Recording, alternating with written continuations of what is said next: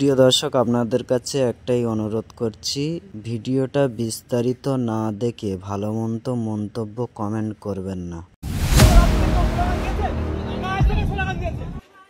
মানুষ খাল কেটে কুমির এনেছে দেশে, চিন্তা করতে পারেন? যেখানে এরকম ধরনের নগ্ন মহিলা, বেহায়া মহিলা এমপি হয়, সেখানকার এমএলএ কেমন হবে, সেখানকার পুলিশ প্রশাসন কিরম হবে চিন্তা করুন না। আজকে এই কবরস্থানের ওপরে মেলা হয়েছে, কালকে আরো খারাপ কিছু হতে পারে। বিধায়ক নওশাদ সিদ্দিকী তার প্রতিবাদে গেছে, তার সাথে ধাক্কাধাক্কি করেছে। আপনি চিন্তা করতে পারেন কতটা নিচে নেমে গেছে? এখন চিন্তা করুন। শুধু ধাক্কাধাক্কি করিনি, ধাক্কাধাক্কি করে এখানেই শেষ নয়।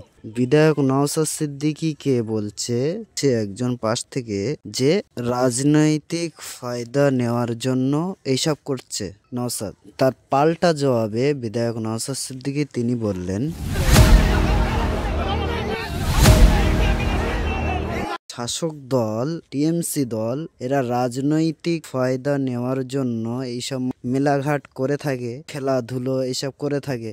ঠিক কি বললেন প্রিয় দর্শক? আপনাদের মূল্যবান মতামত অবশ্যই কমেন্টের মাধ্যমে জানিয়ে যাবেন। আর ঠিক কি বললেন শুনুন। এখানকার লোকাল এমএলএ যিনি, তার নামে স্লোগান দিচ্ছে, এই ধরনের স্লোগান দিচ্ছে। এখানে বোঝাই যাচ্ছে একটা উদ্দেশ্যপ্রণীত ভাবে হয়তো তার নেতৃত্বে এই মুসলমানের অশান্তি হচ্ছে। আমি আসার আগে বলে আসলাম ওখানে যে এইটাকে কেন্দ্র করে আপনারা নিজেদের মধ্যে মারামারি হানাহানিতে জড়াবেন না, আপনার হিংসায় জড়াবেন না। একটু ওয়েট করুন, কোর্টের অর্ডারে যার নিশ্চিতভাবে আইন বিচার ব্যবস্থার প্রতি ভরসা রাখুন যে আপনারা আপনাদের হকটা পাবেন। যে সঠিক পথে আছেন সে হক পাবে। কিন্তু দুর্ভাগ্যের বিষয়, সাবলমেন করার চেষ্টা করলো, পরিশেষে যে স্লোগান দিয়েছেন তিনি স্বীকার করেছেন যে না, আমার এটা করে এটা বরঞ্চ আরো বিশৃঙ্খলা হতে পারতো, আমি এটাকে ভুল স্বীকার করছি। বলার পরে আমি এখান থেকে করেছি। আবারও আমি এখানকার মানুষের দাঁড়িয়ে আমি অনুরোধ করছি যে আমরা আইন হাতে তুলে নেব না, বিচার ব্যবস্থার প্রতি ভরসা রাখো। আপনাদের হাতে সিঙ্গেল বেঞ্চ, ডিভিশন বেঞ্চের অর্ডার আছে। প্রয়োজনে এদেরকে আমি বলেছি, কবরস্থানের কমিটি যে মসজিদ কমিটি আছে বলেছি, সুপ্রিম কোর্টে যদি যেতে হয় নওশাদ সিদ্দিকী যাবে, ইনাদের হয়ে মামলা করবে, একটা পয়সা ইনাদের খরচ করতে হবে না। কিন্তু সাথে অনুরোধ করেছে যে এইটা নিয়ে নিজেদের মধ্যে মারামারিতে কেউ জড়াবেন না। আমরা দেখলাম যে লোকাল থানার পুলিশ অফিসাররা থাকার পরেও রীতিমতো আপনাকে অপমান করার চেষ্টা করছে এখানকার কিছু শাসক দলের কিছু লোক। দেখুন, ব্যাপারটা হচ্ছে প্রশাসনের কর্তাদেরকে যে কোশ্চেনগুলো করা হয়েছে সবটাতে সঠিক উত্তর দিতে পারেন। যে কালকে শুধু দেখাচ্ছেন কালকে মামলা আছে, কালকে সমাধান হবে। কালকে মামলা যদি না থাকতো তাহলে কিভাবে সমাধান হতো? তাহলে কি হতো? এটা তো প্রশাসনের দায়িত্ব সমাধান করা ফার্স্ট স্টেজে। পারমিশনটা কোন অপদার্থ যে পারমিশনটা দিল, যেখানে ডিভিশন বেঞ্চের অর্ডার আছে, ডিভিশন বেঞ্চ যেখানে ভার্ডিক্ট আছে, অর্ডার আছে, সেখানে কিভাবে দিল? জেলা পরিষদ না কোথা থেকে দিয়েছে? সেই জেলা আপনার পুলিশ অফিসার তো বলছে জেলা পরিষদ দিয়েছে। যে বলছে তাই অপদার্থটা, ও তো অপদার্থ, ওর বিরুদ্ধে আগামী দিনে মামলা হবে, ছাড়বো নাকি? ও এরকম করে মুসলমানের পাড়ার মধ্যে, এলাকার মধ্যে মানুষের মধ্যে হিংসা ছড়াতে চাইছে, ছাড়বো নাকি ওকে? আর যদি কেউ মনে থাকে এই নেতা কাতার পিছনে থেকে করে, তো নেতা কাতাকেও টেনে নিয়ে যাবো কোর্টে। ক্ষমতা থাকলে নেতা কাতার ডাইরেক্ট বলুক যে এটা আমি অর্ডার বার করেছি। পেছন দিক দিয়ে দরজাতে লাপালাপি করলে হবে না। দম থাকলে সেই নেতা কাতা বলুক, আর একটা আপনারা ভিডিও রেকর্ড করে রাখবেন যে আমি পারমিশনটা বার করেছি, কার ক্ষমতা দেখবো, সেই নেতাকেও আমি কোর্টে টেনে নিয়ে যাবো। আজকে এখানে এলেন, দেখুন আমি এসে আমার যে অভিযোগটা আছে সারেজমিনে এসে একটা জিনিস আমি দেখেছি। আমি তো আর কি বলে সার্ভেয়ার নয়, এক্সাক্ট পয়েন্ট ধরে বলতে পারবো না।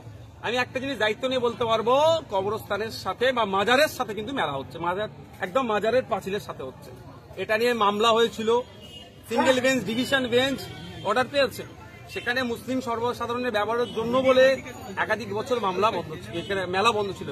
হঠাৎ 2024 থেকে এই ধরনের আবার হিংসা ছড়ানোর জন্য, শুধু হিংসা নয়, এটা পরিকল্পিতভাবে মুসলমানের মধ্যে যাতে মারামারি হয়, এটা একটা চক্রান্ত।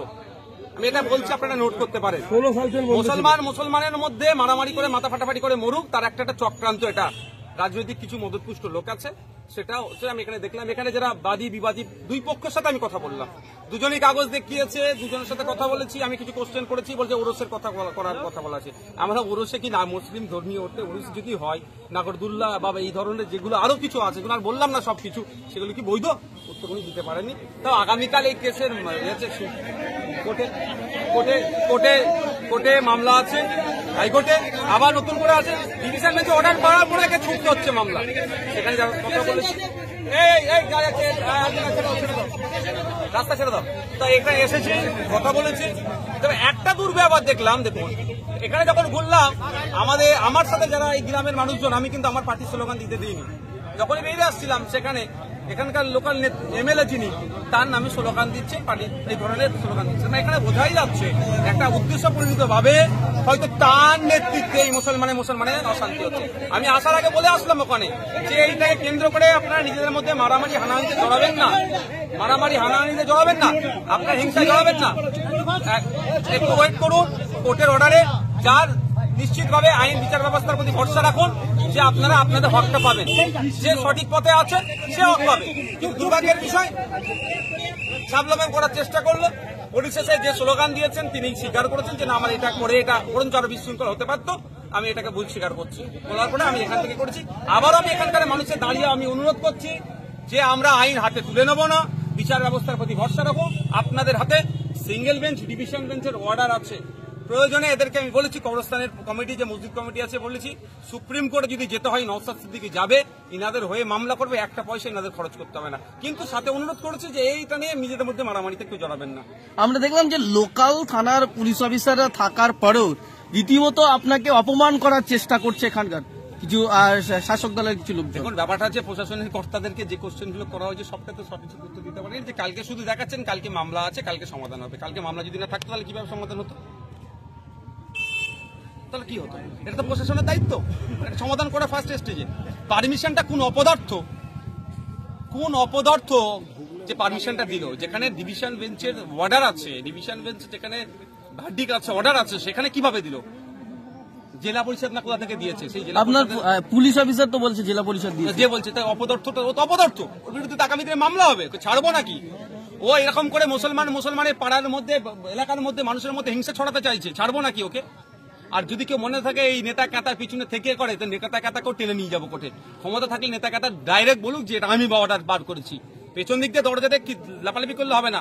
দম থাকলে সেই নেতা কাতা বলুক, আর একটা আপনারা ভিডিও রেকর্ড করে রাখবেন যে আমি পারমিশনটা বার করেছি, কার ক্ষমতা দেখবো, সেই নেতাকেও আমি কোর্টে টেনে নিয়ে যাবো। রাজনীতির কেউ স্লোগান দিয়েছে না, এখানে স্লোগান দিয়েছে আপনারা হিংসা লাগাতে